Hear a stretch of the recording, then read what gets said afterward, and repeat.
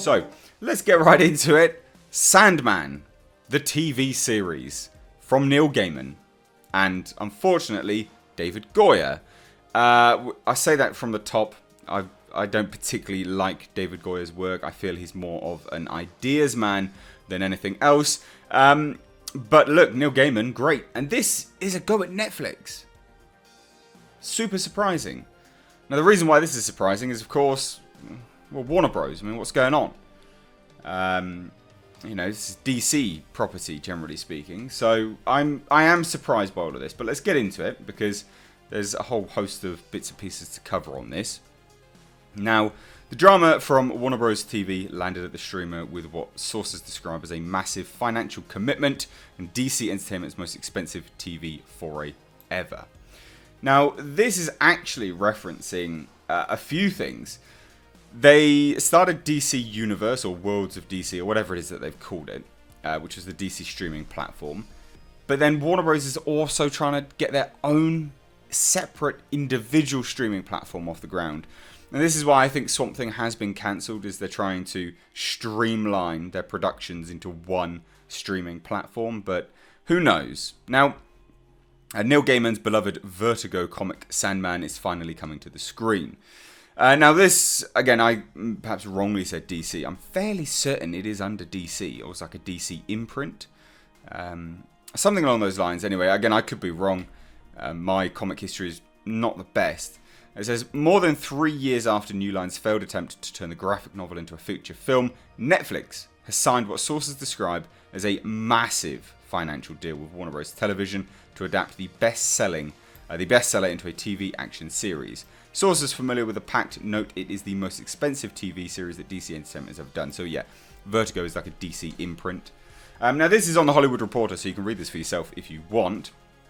Now it says the Alan Heinberg, who's done Wonder Woman, ABC's The Catch, Grey's Anatomy, so on and so forth, is set to write and serve as showrunner on the straight-to-series drama.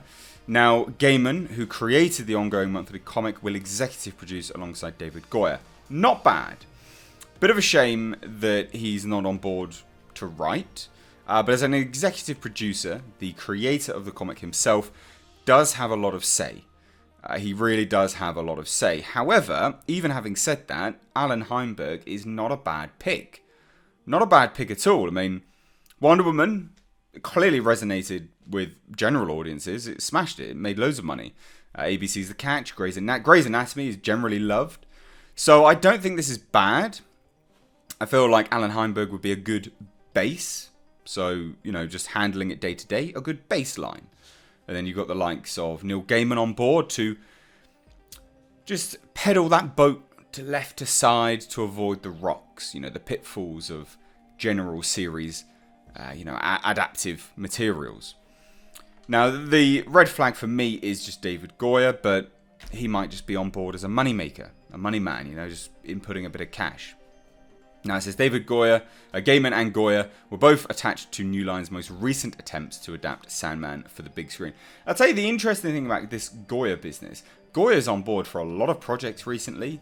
A lot of projects. He's set to be penning the script and produce Hellraiser as a movie series. He has a lot under his belt. So it says to me that he's more, for the projects which he's just attached as producer, he's generally speaking just going to be dropping in ideas here and there, but he's not going to be hands-on that much. He's more of a money man, dropping in ideas. Because if he's attached to writing a lot of projects, which he is, he's clearly not going to have the time, is he not? So I think that's good news, actually. Now, Netflix and Warner Brothers declined comment as a formal deal has not yet closed. An episode count was not immediately available. So although they have made the offer, it is not closed, they've not penned it in ink, but it sounds like it's a done deal, especially for the Hollywood Reporter to be reporting on this. Sounds like it's a done deal.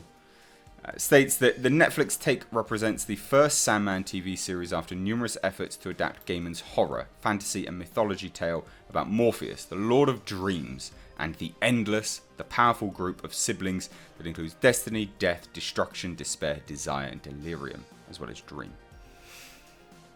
Now, as a concept and as lore, as a comic book, it is fascinating. It's a great comic.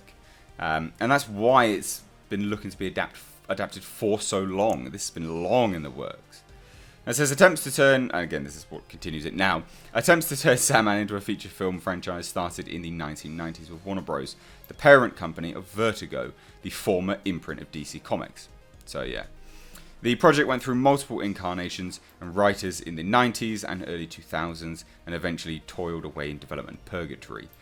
Ironic, given the subject matter. Gaiman, whose work has been adapted for TV with Starz, American Gods, and Amazon's Good Omens, top notch, announced in late 2013 that he was teaming with Joseph Gordon-Levitt for a feature film that wound up being set up at Warner Bros. owned New Line. Gordon-Levitt was set to star and direct before bailing on the film following creative differences with the studio in March of 2016.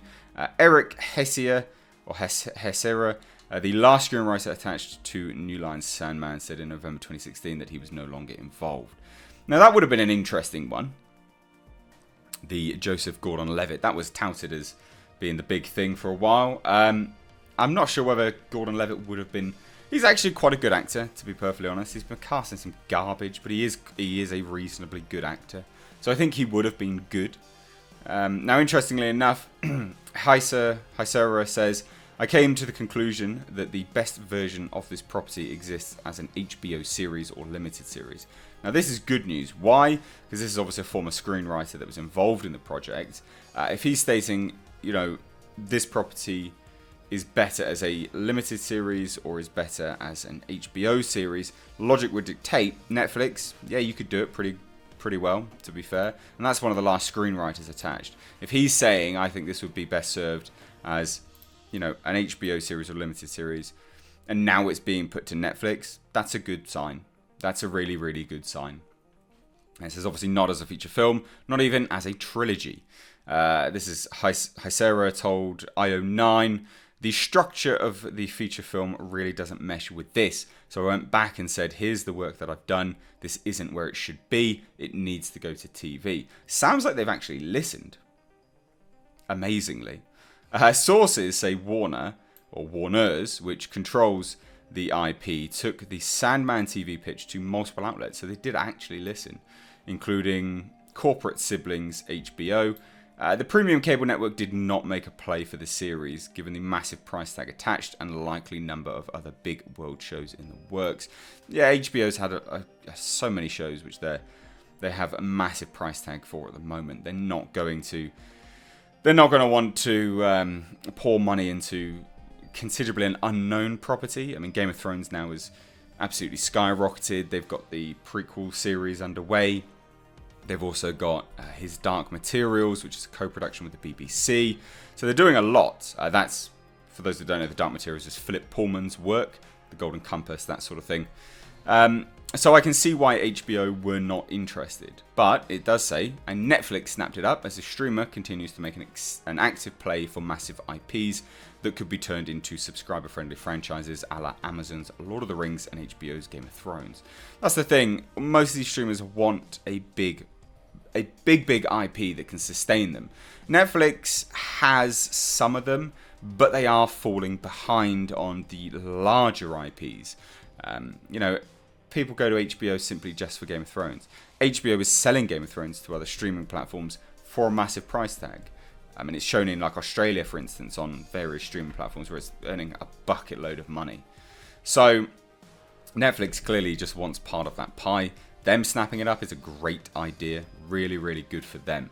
Now it says, since parting ways with Marvel, Netflix has aggressively pursued big name IPs like Magic the Gathering, which was just announced, The Chronicles of Narnia, and the works of Roald Dahl, as the streamer courts new subscribers with exclusive new takes on beloved franchises. Definitely.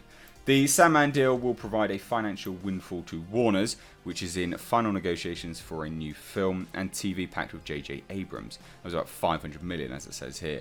The sources note that the studio opted to sell it to a third party in a bid to bring additional revenue to the company, rather than placing it as its forthcoming streaming service. So that's the other thing. Again, it just references Warner Bros. Looming streaming platform that they're looking to get off the ground. So I think this is good news. Like I said, the red flag there is just Goya. He's more of an ideas man in my head. A lot of people always reference the Dark Knight trilogy, but again, he's just more of an ideas man. Again, we referenced him recently in the Hellraiser wrap-up video that I did. A lot of people referenced a series that was cancelled. I'm not overly sure what platform it was on, but they said you really do need to take a look at it because it showed him as a great screenwriter, someone that produces great work. So I will go and check it out. I'm open-minded about these things. I don't want to just poo-poo everyone. So there you go. What do you think? SANDMAN TV series from Neil Gaiman and David Goyer on Netflix. This is a huge deal. Huge deal. And could mark Netflix really pushing the boundaries and returning again to the fray of the forefront of most people's minds. And is a big property for them. So let me know your thoughts on this down below in the comment section. Would love to hear it. Like I said at the start of this video, because this now will be as part of a highlights video. If you are new here, please do hit subscribe and stay up to date on the daily dose of pop culture and movie news. Smash the bell notification icon.